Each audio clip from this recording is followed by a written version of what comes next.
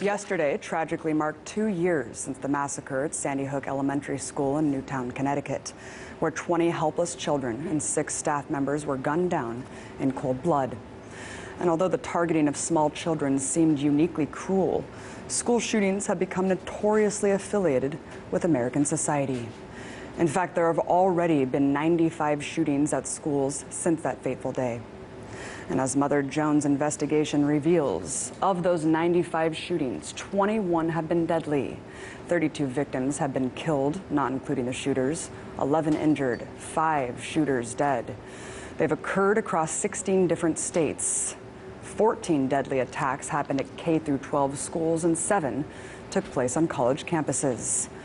Now, it's important to note that mass shootings statistically make up only a tiny fraction of gun-related deaths. According to the CDC, over 32,000 people died from firearms in 2011, including suicides. But what is driving members of society to gun down their brothers and sisters en masse, from schools to movie theaters, on a somewhat regular basis? Well, we don't exactly know, but people from all sides of the political spectrum have their own solutions to curb what has turned into an American epidemic. Many people will tell you gun control is the answer.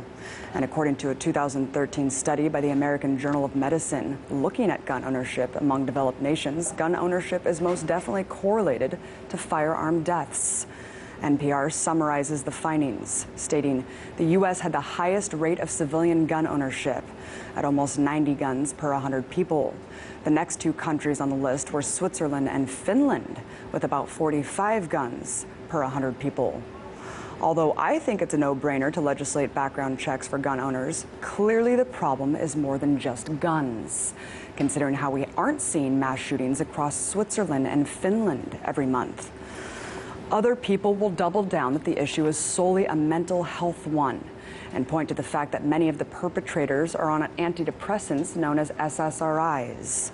Unfortunately, that is a red herring, considering the sheer amount of Americans taking these drugs. According to a 2013 study by Mayo Clinic, 7 out of 10 Americans are on prescription pills, and a whopping 13% are on SSRIs. Also, antidepressant prescriptions are most common, among women. So why aren't we seeing more people on these drugs, including women, grabbing semi-automatic weapons and going on murder sprees? Clearly, America has an identity crisis. This is a relatively new country compared to the rest of the world, yet it's the bully that fronts to no war and democracy like none other. Therefore, it must continue to lead the global arbitration on both fronts. Unfortunately, generations of people have been told by their political leaders that they're more exceptional human beings than the rest of the world, that we're better than everyone else. This sense of privilege is incredibly toxifying. Now, the Gen Xers and millennials are raised with unhealthy levels of entitlement. And despite the long-dead myth of the American dream, continue to assume that if they just work hard enough, they too will become millionaires. But too often than not, end up in soul-sucking positions just to pay off debt. Americans are coddled like children in terms of our political knowledge and truncated worldview, yet told to fend for ourselves when it comes to surviving in the real world. So what does this kind of cultural vapidity do to a populace? Well, being children of the empire, entitled to wealth and influence while seeing our government commit atrocities and pillage entire countries with total impunity, is a recipe for internal disaster.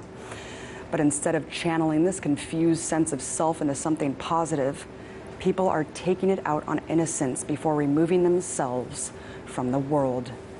It's a cultural crisis that stems far beyond a Band-Aid.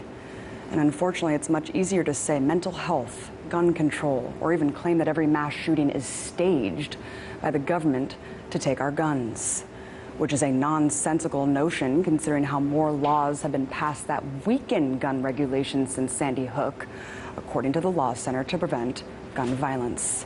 In fact, according to a Pew poll, for the first time in 20 years, gun rights are now favored over gun control in America. I'm not saying that gun laws and mental health care shouldn't be at the forefront of the discussion when it comes to America's deadly problem.